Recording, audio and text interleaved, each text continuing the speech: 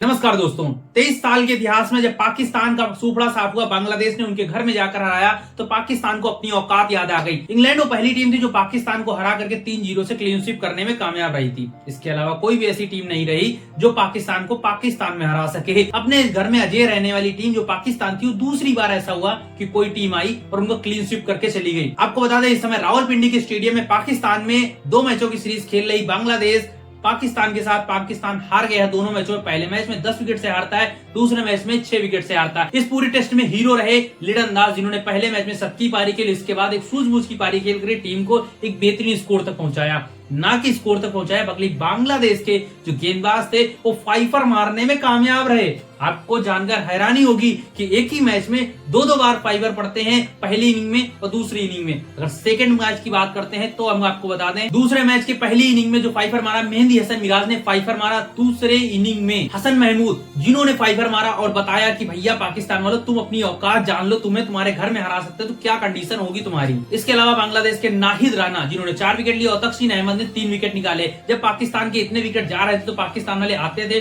टुक टुक करके चले जाते थे। इसमें सबसे बड़ी जो फॉल्ट रही वो रही पाकिस्तान के बैट्समैनों का धड़ाधड़ से गिर जाना, पाकिस्तान के सारे बैट्समैनों का कॉन्फिडेंस खो जाना। ऐसे में पाकिस्तान हारा कहां पर। इनकी अगर बात करते हैं तो देखते हैं हम कि पाकिस्तान के बैट्समैन अपना हथियार डालने में कोई भी कसर नहीं छोड़ते। पहला नाम बाबर आजम, दूसरा नाम शान मसूद, तीसरा नाम रिजवान और चौथा नाम पूरी लिस्ट। पूरी लिस्ट की अगर बात कर ली जाए तो सफीक का फ्लॉप तो जारी है। इसके अलावा सैम अयूब, इसके अलावा बाबर आजम, आगा सलमान, रिजवान, सारे के सारे फेल होते चले जाते हैं और कोई भी कुछ भी नहीं कर पाता है। आप यकीन करिए कि पहले मैच में क्या हुआ था, 448 रन बनाने के बाद कुछ ही रन दूर थे रिजवान, जो कि अपने शतक से दूर थे। और ऐसे में शान मसूद ने कह दिया था कि भैया हम पारी डिक्लेयर करते हैं। 515 रन बांग्लादेश ने ठोके और इस मैच को जीता। और इसके बाद ना कि जीता बल्कि 10 विकेट से जीता। ये पहली बार था जब बांग्लादेश ने पाकिस्तान में जाकर पाकिस्तान में टेस्ट जीता था और पाकिस्तान को उसकी औकात बताई थी।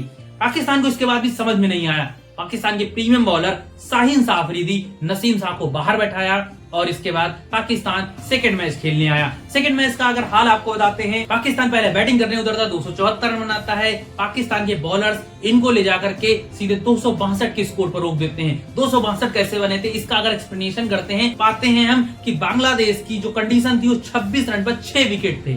इसके बाद 262 रन तक पहुंच जाना, यार मतलब कमाल था, अविश्वसनीय था, अकल्पनीय था। लिटन दास ने जो 138 रनों की पारी खेली और इसके बाद 78 रनों की पारी आई और इसके बाद में जो कहानी किस्सा हुआ वो हम सब ने देखा। इस मैच के हीरो निकले लिटन दास, ना कि हीरो निकले बल्कि मैच ऑफ द टूर्नामेंट भी बने। 12 रनों की लीड लेकर के जब पाकिस्तान आगे बढ़ता तो सिर्फ 172 रनों पे आउट हो जाता। 185 रनों को सिर्फ बांग्लादेश को यहाँ पर देता है कि आप भैया इतना स्कोर चेस करिए। बांग्लादेश वाले भैया बहुत कम ओवर में ही चेस कर लेते हैं, 4 विकेट के नुकसान पर पूरा स्कोर चेस हो जाता है और पहली बार होता है कि 2-0 से बांग्लादेश जीत जाता है। बांग्लादेश से पहले जिम्बाब्वे, आयरलैंड जैसी टीमों का सफाया भी कर चुका और अब पाकिस्तान का उनमें नाम जुड़ चुका है। वेस्ट इंडीज का भी एक बार सफाया किया है। पाकिस्तान वाले सोचते हैं कि बाबर आएगा, बाबर मारेगा, रिजवान आएंगे, रिजवान मारेंगे, सैम अयूब आएंगे, सैम अयूब मारेंगे, सफीक आएंगे, सब एक दूसरे पे ढाले हैं, किसी ने अपनी रिस्पॉन्सिबिलिटी नहीं। बॉलिंग सेक्शन की अगर बात कर लेते हैं तो देखते हैं, हम जाने सिर्फ 2 विकेट लिए, इसके बाद दूसरी इनिंग में 1 विकेट लिया। पहली इनिंग में खुर्रम शहबाज ने 6 विकेट निकाले थे और इसके बाद 1 विकेट निकाला सेकंड इनिंग में। इसके बाद आगा सलमान ने 2 विकेट लिए और 1 विकेट निकाला दूसरी इनिंग में। पाकिस्तान की अगर बैटिंग की बात कर लेते तो बहुत खास नहीं है। सफीक की अगर बैटिंग करते तो फ्लॉप तो जारी रहता। पहली इनिंग में दूसरी इनिंग में सिर्फ 3 रन आते हैं, यानी कि ऑक्सीजन थोड़ा आगे बढ़ जाते हैं, कार्बन डाइऑक्साइड तक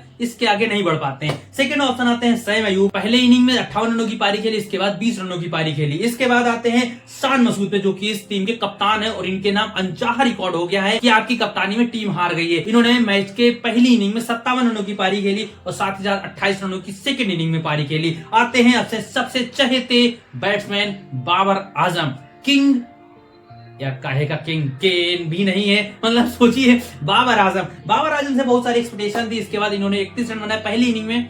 दूसरी इनिंग में इनसे बहुत सारी एक्सपेक्टेशन थी कि यार आएंगे बाबर आजम, कुछ तो अलग करेंगे, लेकिन बाबर आजम फ्लॉप पे फ्लॉप होते गए। 11 रन आए बाबर आजम के, ना मैं नहीं करने वाला, कुछ भी कर लो, मैं कुछ नहीं करूंगा, सिर्फ विराट कोहली से हमारी तुलना कर दो, इसके अलावा कुछ नहीं करना है।